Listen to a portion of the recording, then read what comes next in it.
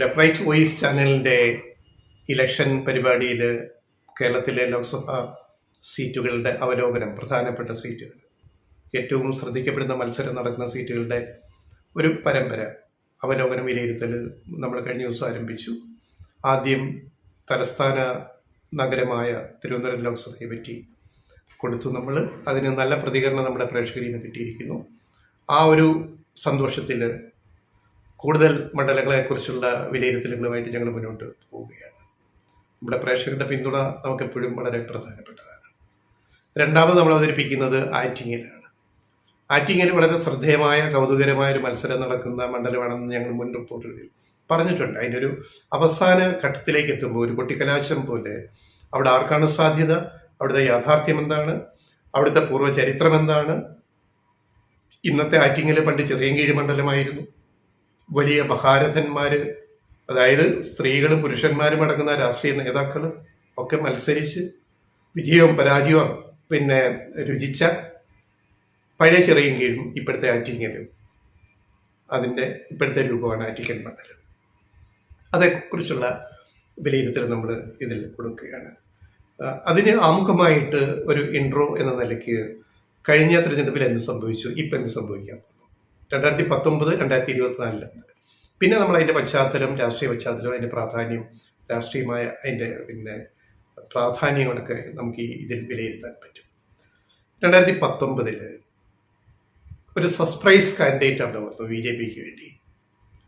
BJP ഒരു കാലത്തും പിടിച്ചിട്ടില്ലാത്ത അത്രയധികം വോട്ടുകൾ ഒറ്റയടിക്ക് പിടിച്ച ഒരു സ്ഥാനാർത്ഥി, തീപ്പരി നേതാവ് ശോഭാ സുരേന്ദ്രനെ BJP ഇവിടെ നടത്തി.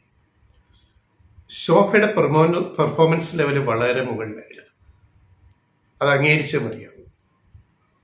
അതായത് മുമ്പ് പല തെരഞ്ഞെടുപ്പിലും BJP വളരെ കുറച്ച് വോട്ടുകൾ മാത്രം നേടിയ ആറ്റിങ്ങൽ മണ്ഡലത്തിൽ, ലോക്സഭാ മണ്ഡലത്തിൽ 2019 കഴിഞ്ഞ ഇലക്ഷനിൽ സർപ്രൈസ് സ്ഥാനാർത്ഥിയായിട്ട് വന്നു നിന്ന ശോഭാ സുരേന്ദ്രൻ അവരുടെ മികവ് കൊണ്ട്, കാമ്പയിൻ ടെക്നിക്സ് കൊണ്ട് അവർ 24% വോട്ട് നേടി. പോൾ ചെയ്ത വോട്ടിൽ 24.66, ചെറിയ ശതമാനമല്ല. വോട്ടിൻ്റെ എണ്ണം പറഞ്ഞാൽ 2,48,000 വോട്ടുകൾ, 2,48,000 വോട്ടുകൾ. ശോഭ സ്വാഭാവികമായിട്ട് 3-ാം സ്ഥാനത്താണ് വന്നത്. 2-ാം സ്ഥാനത്ത് വന്നത് സിറ്റിംഗ് MP, 3 തവണ സിറ്റിംഗ് MP ആയ സമ്പത്ത് അടൂർ പ്രകാശിനോട് തോറ്റു. ആദ്യമായിട്ട് തോൽവി അനുഭവിക്കുകയാണ്. ഈ സമ്പത്ത് ചിറയൻകീഴിൽ നിന്നും ജയിച്ചിട്ടുണ്ട്, പഴയ ആറ്റിങ്ങൽ രൂപമായ ചിറയൻകീഴും ജയിച്ചിട്ടുണ്ട്. ചെറുപ്പം യുവ നേതാവായിട്ട് SFI കഴിഞ്ഞ് ഇങ്ങോട്ട് വന്ന കാലം. പിന്നെ 3 തവണ ആറ്റിങ്ങലിൽ നിന്ന് ജയിച്ചു തുടർച്ചയായിട്ട്. പക്ഷേ കഴിഞ്ഞ തവണ അടൂർ പ്രകാശിനോട് പരാജയപ്പെട്ടപ്പോഴും സമ്പത്തിന് അവിടെ ഇടതുപക്ഷ വോട്ടുകളുടെ ഒരു വലിയ വോട്ട് ബാങ്ക് ഉണ്ടെന്ന് തെളിയിക്കുന്നതാണ് പരാജയവും. കിട്ടിയ വോട്ട് നോക്കുമ്പോൾ 34% വോട്ട് സമ്പത്ത് നേടിയിട്ടാണ് തോൽവി സമ്മതിച്ചത്. വോട്ടിനെണ്ണം പറഞ്ഞാൽ 3,40,000 വോട്ടുകൾ, 40,000 പരം വോട്ടുകൾ, 34% വോട്ട് സമ്പത്ത് നേടി തോറ്റെങ്കിലും ജയിച്ച അടൂർ പ്രകാശ് നേടിയത് 37.8% വോട്ടാണ്. അപ്പോൾ ജയിച്ച അടൂർ പ്രകാശും തോറ്റ സമ്പത്തും തമ്മിൽ, സിറ്റിംഗ് MP തമ്മിൽ ഒരു 4% വോട്ടിൻ്റെ വ്യത്യാസമേ ഉണ്ടായുള്ളൂ. ജയിച്ച അടൂർ പ്രകാശ് നേടിയ വോട്ടിൻ്റെ എണ്ണം 3,80,000 സമ്പത്ത് 3,42,000, ശോഭാ സുരേന്ദ്രൻ 2,48,000. ഓക്കെ, ഇതാണ് ഇതിൻ്റെ കണക്കുകൾ. കഴിഞ്ഞ ലോക്സഭാ ഇലക്ഷൻ്റെ റിസൾട്ട് കണക്കുകൾ, ഡാറ്റ, വിവരങ്ങൾ ഇതാണ്. ഈ വിവരങ്ങൾ ഒരിക്കലും കള്ളം പറയില്ല, അത് സത്യമാണ് പറഞ്ഞുകൊണ്ടിരിക്കുന്നത്. അപ്പം ഇപ്പം എന്ത് സംഭവിക്കും, അതാണ് പ്രധാന ചോദ്യം. ഞങ്ങളുടെ വിലയിരുത്തൽ ഞങ്ങൾക്കുണ്ട്, കൃത്യമായിട്ടുണ്ട്. ശോഭാ സുരേന്ദ്രന് വീണ്ടും അവിടെ സീറ്റ് കൊടുക്കാതെ അവരെ ആലപ്പുഴയിലേക്ക് ഓടിച്ചു വിട്ടു. അവര് പലപ്പോഴും ഒരു ചാവേറാണ് ശോഭാ സുരേന്ദ്രൻ. അവരെ ആദ്യം പാലക്കാട്ട് നിർത്തി ലോക്സഭയിലേക്ക്. അവര് നല്ല രീതിയിൽ അവിടെ വോട്ട് പിടിച്ചു, ലക്ഷങ്ങളുടെ വോട്ട് പിടിച്ചു. അവരുടെ കഴിവ് തെളിയിച്ചു. ആലോചിക്കണം. എന്നിട്ട് അവർക്ക് പിന്നെ പാലക്കാട് സീറ്റ് കൊടുക്കാതെ അവർക്ക് ആറ്റിങ്ങൽ കൊണ്ടുകൊടുത്തു. BJP കാര്യമായിട്ട് ഒരു വോട്ടും പിടിക്കാറുണ്ട് അടുത്ത് കൊണ്ടുകൊടുത്ത് അവരെ നിർത്തിയിട്ട് അവർ 2,48,000 വോട്ട് പിടിച്ചു. ചെറിയ കാര്യമില്ല. രണ്ടാമത് അവർക്ക് ആറ്റിങ്ങൽ കൊടുക്കാമായിരുന്നല്ലോ, കൊടുത്തില്ല. അവരെ അവിടെ നിന്ന് തട്ടിയിട്ട് അവരെ ആലപ്പുഴയ്ക്ക് വിട്ടു. BJPയുടെ സംസ്ഥാന നേതൃത്വം ഒരു സംസ്ഥാനത്തെ ഒരു വനിതാ നേതാവിനോട് കാണിക്കുന്ന അവഗണന, ഹറാസ്മെന്റ്, അതിൻ്റെ അങ്ങേയറ്റത്തെ ഇതിനകത്തുണ്ട്. അല്ലെങ്കിൽ അവർ ആറ്റിങ്ങൽ വീണ്ടും നിൽക്കുമായിരുന്നു, മത്സരിക്കുമായിരുന്നു. ആരെ അട്ടിമറിച്ചത്? കേന്ദ്രമന്ത്രി വി മുരളീധരൻ, കേന്ദ്ര വിദേശകാര്യ സഹമന്ത്രി മുരളീധരൻ ആറ്റിങ്ങൽ മത്സരിച്ചേ തീരും. പക്ഷെ മുരളീധരൻ ജയിക്കുക? ലെഫ്റ്റ് റൈറ്റ് വോയിസ് പറയുന്നു ജയിക്കത്തില്ല. ഒരു കാരണവശാലും ആറ്റിങ്ങലിൽ കേന്ദ്രമന്ത്രി സഹമന്ത്രി വി മുരളീധരൻ ഇത്തവണ ജയിക്കാൻ സാധിക്കില്ല. അവിടുത്തെ രാഷ്ട്രീയ സാഹചര്യം ഇതാണ്. എന്ന് പറഞ്ഞാൽ കഴിഞ്ഞ തവണ ശോഭാ സുരേന്ദ്രൻ പിടിച്ച 24.66% വോട്ട് പോലും പിടിക്കാൻ വി മുരളീധരന് സാധിക്കുമോ എന്ന് കണ്ടറിയണം. അല്ലെങ്കിൽ കോൺഗ്രസ്സുകാർ വോട്ട് മറിക്കണം. അങ്ങനെ പിടിക്കണമെങ്കിൽ അത് അടൂർ പ്രകാശിനെ കാലുവാരിയിട്ട് കോൺഗ്രസ്സുകാർ അങ്ങനെ വോട്ട് ചെയ്യുമോ എന്ന് കോൺഗ്രസ്സുകാർ പറയട്ടെ, ഞങ്ങൾ പറയുന്നില്ല. അപ്പൊ വി മുരളീധരന് ജയിക്കാൻ പ്രയാസമാണ്. കാരണം 24%-ൽ നിന്ന് വി മുരളീധരൻ ശോഭ നേടിയ 24-ൽ നിന്ന് ഒരു 38-40% വോട്ടിലേക്ക് ജമ്പ് ചെയ്യണം BJP വോട്ടുകൾ. അത് അസാധ്യമാണ്. അപ്പൊ അതുകൊണ്ടാണ് ഞങ്ങൾ പറയുന്നത് വി മുരളീധരന് ജയിക്കാൻ കഴിയില്ല. വി മുരളീധരന് ശോഭാ സുരേന്ദ്രൻ നേടിയ 2.5 ലക്ഷത്തോളം വോട്ടിൽ നിന്ന് ഒരു 1.5 ലക്ഷം വോട്ടുകൂടെ കൂടുതൽ നേടിയാൽ മാത്രമേ 2.5 + 1.5 4 ലക്ഷത്തിനടുത്ത് വോട്ട് നേടിയാൽ മാത്രമേ ആറ്റിങ്ങലിൽ വി മുരളീധരൻ പറയുന്ന BJP നേതാവിന് കേന്ദ്രമന്ത്രിക്ക് ജയിക്കാൻ പറ്റുകയുള്ളൂ. അപ്പോൾ V Muraleedharan out in our analysis. പിന്നെ ആരൊക്കെ തമ്മിലെ പ്രധാന മത്സരം? അത് അടൂർ പ്രകാശ്, നിലവിലുള്ള സിറ്റിംഗ് MP, UDF-ന്റെ കോൺഗ്രസിന്റെ മുതിർന്ന നേതാവ്. പിന്നെ ഒരു യുവനിരയുടെ നേതാവിനെ, യുവരക്തത്തെയാണ് വി ജോയിയിലൂടെ CPM രംഗത്തിറക്കിയിരിക്കുന്നത്. വർക്കലയിലെ നിലവിലുള്ള സിറ്റിംഗ് MLA ആണ് വി ജോയി. വളരെ പ്രോമിസിംഗ് ആയിട്ടുള്ള ഒരു യുവ നേതാവ്, ഇടതുപക്ഷ നേതാവ്, CPM നേതാവ്. അതൊരു പ്രോമിസാണ്. അപ്പൊ ശക്തനായ സ്ഥാനാർത്ഥിയാണ് LDF-നും CPM-നും ഉള്ളത്. അടൂർ പ്രകാശും മോശമല്ല. പരിണതപ്രജ്ഞനായ, ഈ തിരഞ്ഞെടുപ്പിൽ ഏത് തന്ത്രങ്ങളും പയറ്റുന്ന, 5 തവണ കോന്നിയിൽ നിന്ന് നിരന്തരം ജയിച്ച്, തുടർച്ചയായിട്ട് ജയിച്ച്, പത്തനംതിട്ട ജില്ലയിലെ കോന്നി മണ്ഡലത്തിൽ നിന്ന് ജയിച്ചു വന്ന ആളാണ്. ആരോഗ്യമന്ത്രിയും റവന്യൂ മന്ത്രിയുമായിട്ടിരുന്ന ആളാണ്. കഴിഞ്ഞ തവണ വന്ന് സമ്പത്തിനെ അട്ടിമറിച്ചു. 3 തവണ ജയിച്ച സമ്പത്തിനെ അട്ടിമറിച്ചിട്ട് ജയിച്ച ആളാണ്. അടൂർ പ്രകാശിനെ വില കുറച്ച് കാണേണ്ട കാര്യമില്ല, ഞങ്ങൾ കാണുന്നില്ല. ശക്തനായ സ്ഥാനാർത്ഥിയാണ് അടൂർ പ്രകാശ്. അപ്പൊ 2 ശക്തന്മാർ തമ്മിൽ, 2 പേർക്കും അവരുടേതായ ശക്തിയുണ്ട്, അവരുടേതായ രീതിയിൽ. അപ്പൊ പ്രധാന മത്സരം ആറ്റിങ്ങലിൽ അടൂർ പ്രകാശും വി ജോയിയും തമ്മിലാണ്, UDF-ഉം LDF-ഉം തമ്മിലാണ്. ഇവിടെ വ്യക്തിപരമായിട്ടോ രാഷ്ട്രീയമായിട്ടോ വി ജോയിയെ കടന്നാക്രമിക്കാൻ അടൂർ പ്രകാശിന് ആയുധങ്ങളില്ല, നിരായുധനാണ്. എന്താണെന്നറിയാമോ? ഇപ്പൊ ചോദിക്കും, ഈ വർക്കല MLA ആയ വി ജോയി എന്തിനാണ് വന്ന് ആറ്റിങ്ങൽ ഇപ്പൊ ലോക്സഭയിലേക്ക് ഇരിക്കുന്നത്? അതിന് വല്ല കാര്യമുണ്ടോ എന്ന് അടൂർ പ്രകാശ് ചോദിക്കാൻ പറ്റില്ല. കാരണം അടൂർ പ്രകാശ് കോന്നി MLA ആയിട്ട് ഇരിക്കുമ്പോഴാണ് ആറ്റിങ്ങലിൽ പോയി മത്സരിച്ചത്. മത്സരിച്ച് ജയിച്ചു. കഴിഞ്ഞ പാർലമെന്റിൽ ജയിച്ചു കഴിഞ്ഞിട്ട് കോന്നി ഉപതെരഞ്ഞെടുപ്പ് വന്നപ്പോൾ 5 തവണ അടൂർ പ്രകാശ് ജയിച്ച കോൺഗ്രസിന്റെ മണ്ഡലം LDF തിരിച്ചു പിടിച്ചു KO ജനീഷ് കുമാറിലൂടെ. മനസ്സിലാക്കണം, ഒരു കോൺഗ്രസിനൊരു MLA സീറ്റ് നഷ്ടമായി, ഒരു മണ്ഡലം, അസംബ്ലി മണ്ഡലം നഷ്ടമായത് അങ്ങനെയാണ്. പിന്നെ പൊതു ഇലക്ഷൻ വന്നു 2021-ൽ. ജനീഷ് കുമാർ കൂടുതൽ ഭൂരിപക്ഷത്തോടെ വീണ്ടും ജയിച്ചു. അപ്പോ അടൂർ പ്രകാശിന് വി ജോയിയെ കുറ്റപ്പെടുത്താൻ പറ്റില്ല. നിങ്ങൾ MLA അല്ലേ, എന്തിനാ ഇവിടെ മത്സരിച്ചത്? അല്ല, ഞാൻ MLA ആയപ്പോഴാണല്ലോ ഞാൻ മത്സരിച്ച് ജയിച്ചത് എന്നുള്ളത് കൊണ്ട് അടൂർ പ്രകാശിന് വിട്ടാൻ പറ്റില്ല. അപ്പൊ അടൂർ പ്രകാശ് വി ജോയിയുടെ മുമ്പിൽ നിരായുധനാണ്, ഒരു സംശയമില്ല. പക്ഷേ പ്രധാന മത്സരങ്ങൾ ഇവർ തമ്മിലാണ്. അതിൻ്റെ ഫലമാണ് നമ്മൾ 26-ന് വോട്ടെടുപ്പ് പറഞ്ഞാലും ജൂൺ 4-ന് എണ്ണുമ്പോൾ അറിയാൻ പോകുന്നത്. 1.5 മാസത്തോളം കാത്തിരിക്കണം. അപ്പൊ ഇതിന്റെ ചരിത്ര പശ്ചാത്തലവും മറ്റ് രാഷ്ട്രീയ പ്രാധാന്യങ്ങളും എല്ലാം ഇതിന്റെ നമ്മുടെ ഈ പരമ്പര എപ്പിസോഡിന്റെ ഈ 2ാം ആറ്റിങ്ങൽ ഇതിനെ കുറിച്ചുള്ള കൂടുതൽ കാര്യങ്ങൾ പ്രമുഖ മാധ്യമ പ്രവർത്തകനായ കരിയം രവി വിശദീകരിക്കും.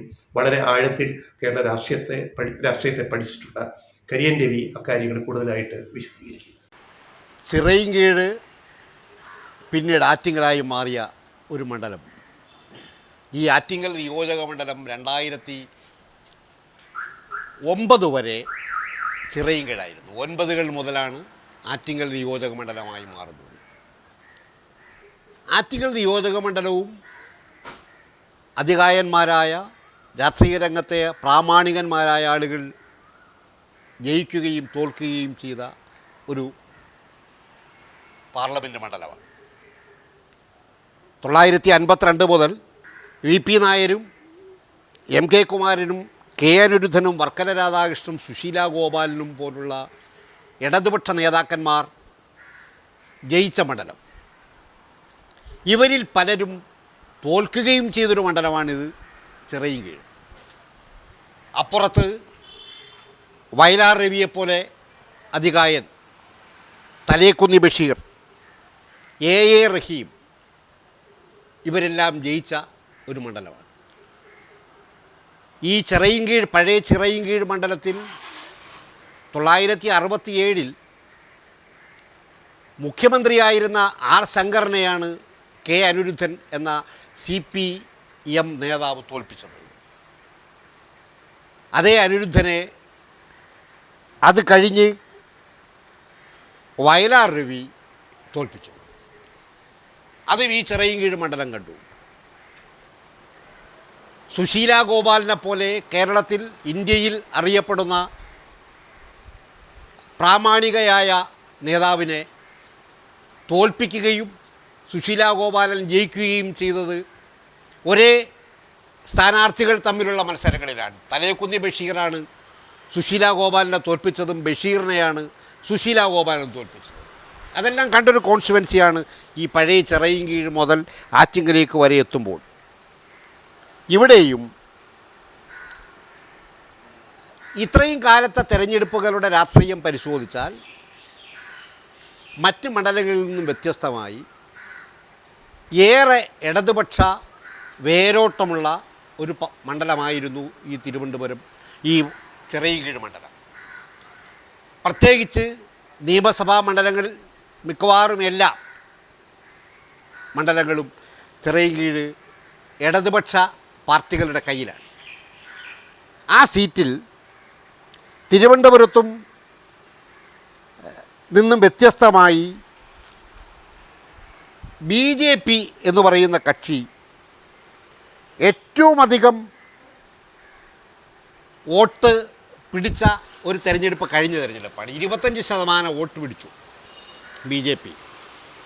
അതേസമയം UDFും LDFും തമ്മിലുള്ള മത്സരത്തിൽ 3% വ്യത്യാസം മാത്രമാണ് കഴിഞ്ഞ തെരഞ്ഞെടുപ്പിലുണ്ടായിരുന്നത്. 38% വോട്ട് പിടിച്ച അടൂർ പ്രകാശ് MP ആയി. കഴിഞ്ഞ തെരഞ്ഞെടുപ്പിൽ സമ്പത്ത് തോൽക്കുമ്പോൾ 35% വോട്ട് സമ്പത്ത് തോറ്റു. ആ സമ്പത്ത് 3 തവണ പാർലമെൻറ്റ് അംഗമായൊരു മണ്ഡലമാണത്. ഇത്തവണത്തെ ഒരു പ്രത്യേകത, ആ മണ്ഡലത്തിൽ മത്സരിക്കുന്നതിൽ ഒരാൾ BJP സ്ഥാനാർത്ഥി വി മുരളീധരൻ കേന്ദ്രമന്ത്രിയാണ്. അതുകൊണ്ട് തന്നെ ഈ തെരഞ്ഞെടുപ്പിൽ കുറേ കൂടി പ്രാധാന്യം BJP ആ മണ്ഡലത്തിന് കൊടുക്കുന്നുമുണ്ട്. അവരുടെ ഏറ്റവും പ്രധാനപ്പെട്ട മത്സര മണ്ഡലങ്ങളിൽ ഒന്നായി അവർ ഈ ചിറയിൻകീഴിനെ ആറ്റിങ്ങലിനെ കാണുന്നുണ്ട്. അതുകൊണ്ട് തന്നെ ആളുകൾ അത് ശ്രദ്ധിക്കുന്നുമുണ്ട്. എന്നാൽ ഈ തെരഞ്ഞെടുപ്പുകളിലെല്ലാം BJP അതിൻ്റെ രാഷ്ട്രീയമായ വോട്ടിംഗ് കഴിവ് പൂർണ്ണമായും ഒരു കാലത്തും നിലനിർത്തിയ മണ്ഡലമേ അല്ല ഈ ആറ്റിങ്ങൽ.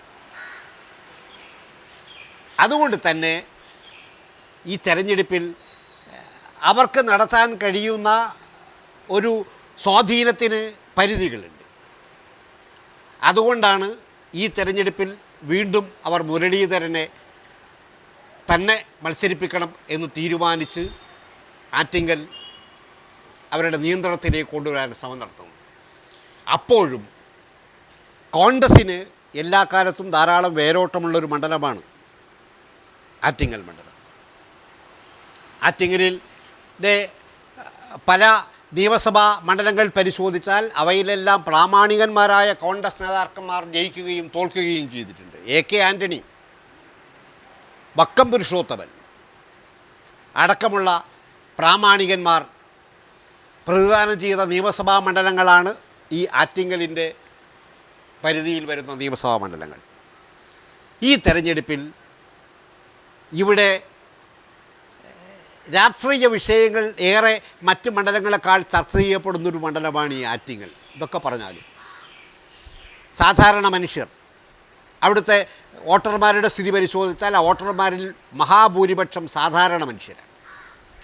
അതുകൊണ്ട് തന്നെ ഈ തെരഞ്ഞെടുപ്പിൽ ആറ്റിങ്ങലിലെ മനസ്സ് എങ്ങനെ പ്രതികരിക്കും എന്ന് പറയാനാകുന്നൊരവസ്ഥയിലല്ലെങ്കിലും ഇന്നുവരെയുള്ള തെരഞ്ഞെടുപ്പ് രാഷ്ട്രീയം പരിശോധിച്ചാൽ എല്ലാ കാലത്തും ഇടതു പാർട്ടികൾക്കും ഇടതുപക്ഷ ശക്തികൾക്കും ഏറെ സ്വാധീനിക്കാൻ കഴിയുന്ന തെരഞ്ഞെടുപ്പ് റിസൾട്ടുകളായിരുന്നു ഇതുവരെ ഉണ്ടായിരുന്നത്. അതിനുവേണ്ടി നമുക്ക് കാത്തിരിക്കേണ്ടി വരും.